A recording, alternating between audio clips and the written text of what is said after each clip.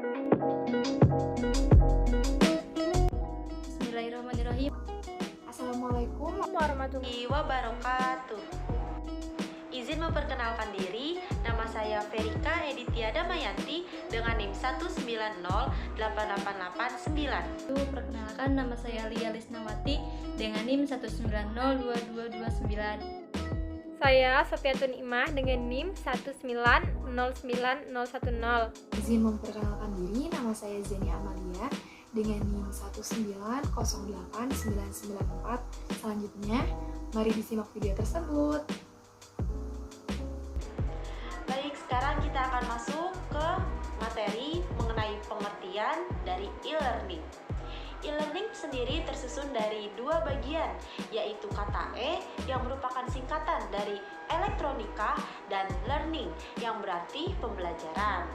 Jadi, e-learning merupakan pembelajaran dengan menggunakan jasa bantuan perangkat elektronika yang dalam pelaksanaannya menggunakan jasa audio, video, atau perangkat komputer, atau bisa juga kombinasi dari ketiganya.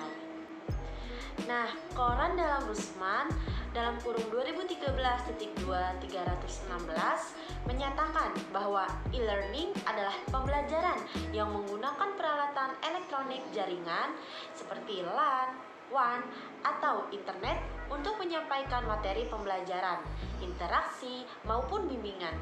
E-learning ini merupakan suatu kegiatan belajar mengajar yang memanfaatkan perangkat elektronik sebagai media pendukung dalam prosesnya. Selanjutnya yaitu karakteristik dari e-learning. Karakteristik dari e-learning ini memiliki 5 macamnya. Yang pertama yaitu memanfaatkan jasa teknologi elektronik. Melalui jasa teknologi elektronik ini kita dapat memperoleh informasi dan melakukan komunikasi dengan mudah dan cepat, baik antara pengajar dengan pembelajar ataupun pembelajar yang satu dengan pembelajar yang lainnya. Lalu yang kedua yaitu memanfaatkan media komputer seperti jaringan komputer yaitu komputer networks atau digital media. Yang ketiga yaitu menggunakan materi pembelajaran untuk dipelajari secara mandiri atau self-learning materials. Yang keempat, materi pembelajaran dapat disimpan di komputer sehingga dapat diakses oleh guru dan siswa kapan saja dan di mana saja bila yang bersangkutan memerlukannya. Lalu yang terakhir yaitu yang kelima, memanfaatkan komputer untuk proses pembelajaran dan juga untuk mengetahui hasil kemajuan belajar atau administrasi pendidikan serta untuk memperoleh informasi yang banyak dari berbagai sumber informasi. Manfaat electronic learning yang pertama yaitu suplemen tambahan. Bisa dikatakan berfungsi sebagai sumber suplemen apabila peserta didik di sini mempunyai kebebasan memilih. Nah, apakah akan memanfaatkan materi pembelajaran elektronik atau tidak? Nah, tidak semua peserta didik gitu yang memanfaatkan elektronik itu untuk belajar gitu. Ada sebagian siswa itu memanfaatkan elektronik itu hanya untuk game, sosial media dan sebagainya. Nah, selanjutnya yaitu ada substitusi atau pengganti. Nah, tujuan dari e-learning ini sebagai pengganti kelas konvensional gitu. Konvensional adalah agar peserta didik itu dapat secara fleksibel mengelola kegiatan perkuliahan atau pembelajaran sesuai dengan waktu dan aktivitas lain sehari-hari. Apalagi sekarang kita pada saat masa pandemi ini ya, tentunya kita sangat memerlukan kegiatan belajar menggunakan e-learning ini. Karena kita berada di rumah, pastinya kita juga harus bekerja ya di rumah membantu orang tua dan kewajiban kita harus tetap terpenuhi yaitu belajar seperti itu.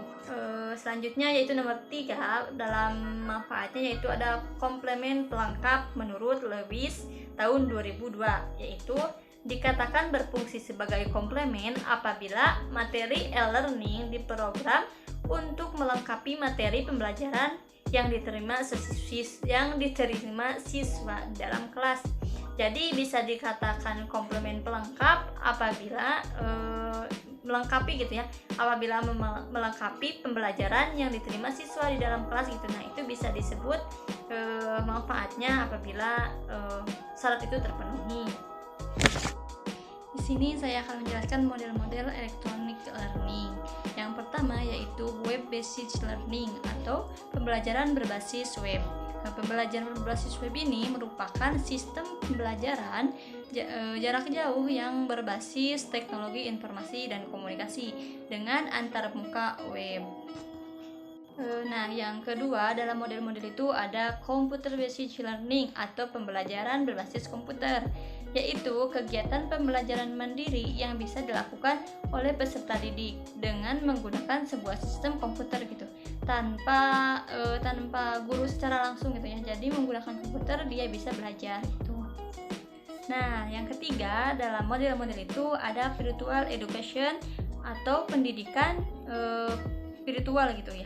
Di sini yaitu definisi menurut Kurbel 2001, yaitu istilah pendidikan virtual merujuk kepada suatu kegiatan pembelajaran yang terjadi di sebuah lingkungan belajar yang mana pengajaran dan peserta didik terpisah oleh jarak ataupun waktu. Oleh jarak di sini yaitu pendidik dan peserta didik itu berada di tempat yang berbeda. Contohnya si peserta didik berada di rumahnya dan si pengajar dan atau gurunya itu berada di rumah gurunya sendiri. Jadi mereka itu mempunyai jarak tapi mereka bisa tetap bertatap maya. Nah, yang terakhir dalam model-model itu yaitu ada nomor 4 yaitu digital collaboration. Digital collaboration ini atau disebut kolaborasi digital yaitu suatu kegiatan di mana para peserta didik yang berasal dari kelompok belajar yang berbeda dan atau kelas berbeda, sekolah berbeda atau bahkan negara yang berbeda, negara yang bekerja bersama-sama gitu ya belajarnya. Bagaimana sih contohnya?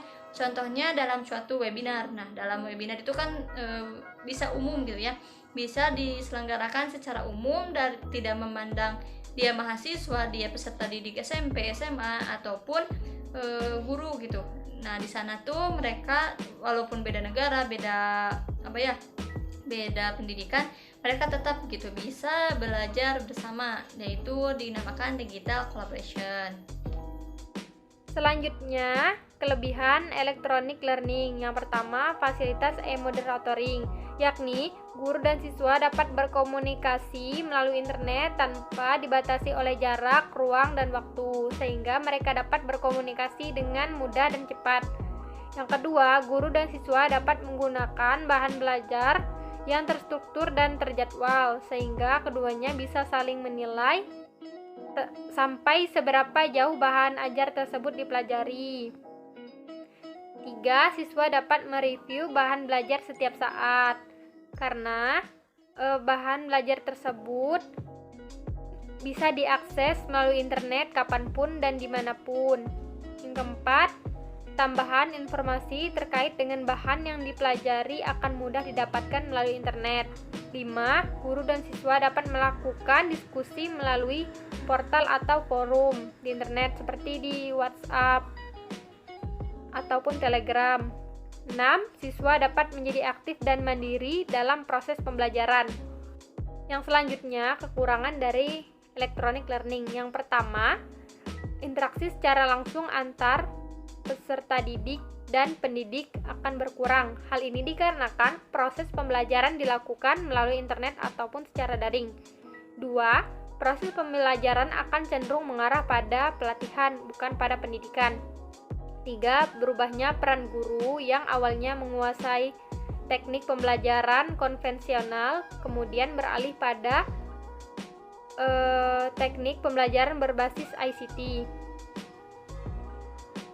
4. Siswa yang tidak memiliki motivasi belajar yang tinggi cenderung akan gagal. 5. Tidak semua tempat tersedia fasilitas internet atau jaringan. Misalnya di daerah pedesaan, koneksi internet tidak begitu baik. Hal ini akan menghambat proses pembelajaran. 6. Kurangnya staf yang menguasai internet. 7. Kurangnya staf dalam hal penguasaan pemrograman komputer. Selanjutnya ada model pembelajaran electronic learning.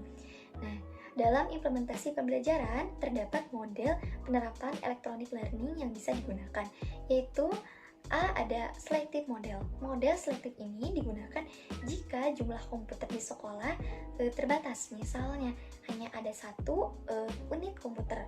Nah, di dalam model ini guru harus memilih salah satu alat atau media yang tersedia yang dirasakan tepat untuk menyampaikan bahan pelajaran. Nah, jika guru menemukan bahan electronic learning yang bertemu di internet, maka dengan terpaksa guru hanya dapat menunjukkan bahan pelajaran tersebut kepada siswanya. Nah, sebagai bahan demonstrasi saja. Nah, jika terdapat lebih dari satu komputer di sekolah atau kelas, maka siswa harus diberi kesempatan untuk memperoleh pengalaman langsung. Yang kedua itu, atau B, ada sequential model. Nah, model ini digunakan jika jumlah komputer di sekolah atau kelas terbatas. Para siswa dalam kelompok kecil ini secara bergiliran menggunakan komputer untuk mencari sumber pelajaran yang dibutuhkan. Siswa menggunakan bahan electronic learning ini sebagai bahan rujukan atau mencari informasi baru. Nah, yang C itu ada static station model. Nah, model ini digunakan jika jumlah komputer di sekolah atau kelas terbatas. Sebagaimana halnya dalam sequential model ini, di dalam model ini guru mempunyai beberapa sumber belajar yang berbeda-beda untuk mencapai tujuan pembelajaran yang sama. Nah, bahan electronic learning ini dibutuhkan oleh satu atau dua kelompok siswa untuk mencapai tujuan pembelajaran yang telah ditentukan. Nah, kelompok siswa lainnya juga menggunakan sumber belajar yang lain untuk mencapai tujuan pembelajaran yang sama. Yang D yaitu laboratory model. Nah, model ini digunakan jika tersedia jumlah komputer di sekolah atau laboratorium yang dilengkapi dengan jaringan internet. Nah, di mana siswa dapat menggunakannya secara lebih leluasa atau satu siswa itu satu komputer ya. Nah, dalam hal ini bahan electronic learning dapat digunakan sebagai bahan pembelajaran mandiri. Nah, setiap model electronic learning yang dapat digunakan dalam pembelajaran di atas, nah masing-masing mempunyai kekuatan dan kelemahan pemilihannya tergantung infrastruktur telekomunikasi dan peralatan yang tersedia di sekolah. Nah, bagaimanapun upaya pembelajaran dengan pendekatan electronic learning ini perlu terus dicoba dalam rangka mengatasi permasalahan-permasalahan yang dihadapi di masa yang akan datang.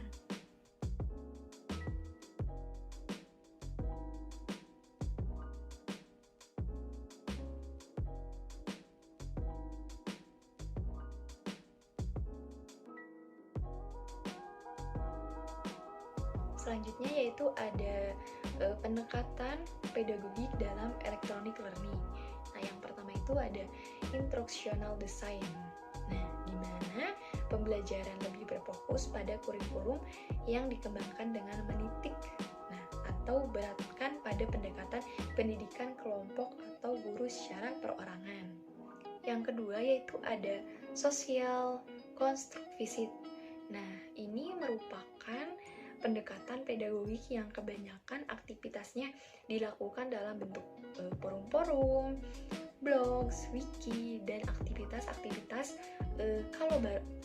kolaboratif online lainnya. Nah, yang ketiga itu ada Billard's conversational model. Nah, ini merupakan salah satu bentuk pendekatan pedagogik yang menitik beratkan pada penggunaan bentuk-bentuk diskusi secara langsung. Nah, selanjutnya yang keempat itu ada cognitive perspective. Nah, cognitive perspektif ini menitik beratkan pada proses pengembangan kognitifnya, yaitu melalui kegiatan pembelajaran. Nah, yang kelima itu ada emotional perspective. Nah, emotional perspective ini lebih difokuskan pada pengembangan dimensi-dimensi emosional pembelajaran, seperti motivasi, model-model permainan, dan lain-lainnya. Nah, yang keenam itu ada behavior perspective. Nah, behavior perspective ini menitik beratkan pada keterampilan dan perilaku yang dihasilkan dari proses belajar. Model pembelajaran dalam bentuk ini misalnya bermain peran, yaitu role playing, dan penerapannya di dalam aktivitas-aktivitas nyata lapang lainnya. Selanjutnya yang terakhir ada contextual perspective. Nah, difokuskan pada penataan faktor instrumental dan sosial lingkungan yang dapat mendorong terjadinya proses belajar. Nah, bentuk-bentuk nyata model ini seperti interaksi dengan orang lain dan model-model kolaboratif.